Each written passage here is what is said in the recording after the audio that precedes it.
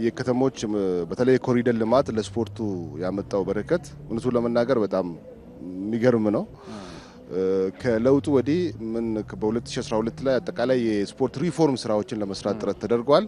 ከዛ ውስጥ አንዱ ምንድነው የስፖርት እይታ ለውጥ ማምጣት ነው። ስፖርት ላይ ያለን እይታ መለወጥ አለበት ብለን ያስቀመጥነው ነገር ነው። ስፖርትን በሙሉ ፓኬጅ መጠቀም በተለይ ስፖርትን፣ ቱሪዝሙን እንዲሁም ቢዝነሱን መጠቀም መቻል አለብን።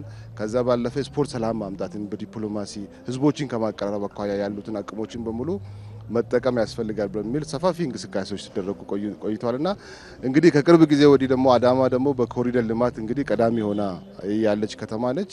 እንደሚታወቀው ከዚህ አንድ ወር በፊት እዚህ ላይ አጠቃላይ ሀገራዊ ታዳጊ ምዘና ውድድር እዚህ ላይ አካሄደን ነበርና በጣም በአማሬና በተሻለ መንገድ ነው የተደረገው። አሁን ደግሞ በሞቶር ስፖርት እንግዲህ ሴንተር እየሆነ ነው አዳማ ማለት ነው። ይህ የሚደረገው ውድድር እንግዲህ በየአመቱ ከዚህ በኋላ በአዳማ ላይ በሞቶር ስፖርት የሚደረግበትና በሂደትም ደግሞ በሀገር አቀፍ ደረጃ እየተመዘገበ